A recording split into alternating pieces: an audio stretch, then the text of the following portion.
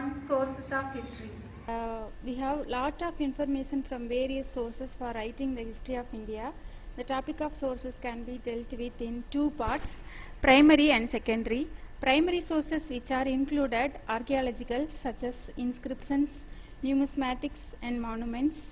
The importance of archaeology as a source of Indian history is growing day by day on account of new excavations. Under the heading of archaeology, we discuss the information derived from inscriptions, numismatics and monuments. Inscriptions have been written in different languages and dialects. They have been engraved on variety of materials such as stonework, pillar, caves, metal, plates, clay, earthenware, etc. A majority of them are written in old Brahmi inscriptions, can be grouped under the following heads, such as commercial, magical, religious and donative and literary. Inscription of Asoka are the best specimens of religious and dialectical inscriptions. Then numismatics, the study of coins is called numismatics. The coins of Kusan, Bactrian, Indo-Greek, Parthian and Saha rulers of ancient India are of great importance not only for the corroborating evidences derived from other sources but also fielding vital additional informations. Coins have helped to given a lot of information for kings and their administration, dates of regions and economic growth of the kings. Another sources, monuments. Monuments, remnants of cities, art pieces, pottery, weapons and tools of stone or metals, etc. Then monuments, the remnants found at different places in India have helped us in finding out the process of social and economic development of the Indian people at different times in different parts of India. Monuments such as buildings, idols, wall paintings, etc. have helped us in finding the culture and civilization of India during the latter period as well. And another sources, epigraphy. Epigraphy means inscriptions. Epigraphs are literary record inscribed either stone slabs, walls, pillars or and copper plate records, events of donations or communication of dharma or providing protection. Then another secondary sources are divided into so many varieties. As regards the sources of Indian history, probably literature is partly sacred and partly secular. There were 4 Vedas are there in literary sources mainly, the Rig, Yajur, Sama and Atharva Vedas. These Vedas are very important one. The Rig Veda is the ancient one for other 3 Vedas. The Brahmanas are prose commentaries and the Samhitas are the Vedic hymns. The Aranyakas and Upanishads embodied philosophical meditation of the sages of soul and the world. Then the 6 Vedangas are phonetic, astronomy, ritual, grammar, etymology and metrics. The evidences derived from the Vedic literature are very strong and carry authority. The another important sources is religious works. Religious works are mainly the 2 epics like the Ramayana and Mahabharata.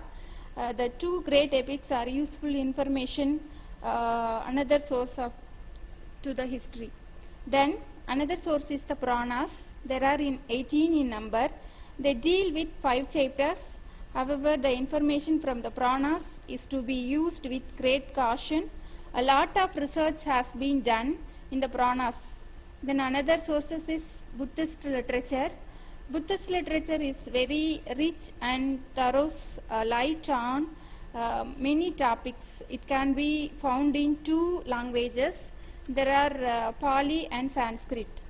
The original Buddhist text is in 3 in number, that is Vinaya Bidagha, Sutta Bidagha and Abhidhamma Bidagha. The Vinaya Bidagha is detailed about rules and regulations of religious monks, and Sutta Bidagha is deal with a collection of the religion discourses of Buddha. Then Abhidhamma Bidagha contain an exposition of the philosophical principles underlying Buddhism. Then another important sources is Jain's literature. The original Jain literature texts were called Aham. Afterwards, those were compiled into 14 Purvas, which also provides a useful knowledge carrying the history and culture, civilization of ancient India. And another literary sources is so many writers, historians, there were foreigners were write so many literary sources. The literary sources, that is Mutra Rakshasa of Visakadatta, gives the history of Chandragupta Mauryas and their administration. Then another literary sources is Arthashastra of Kaudilya, contains useful information regarding the system of administration and religious and social life of the people.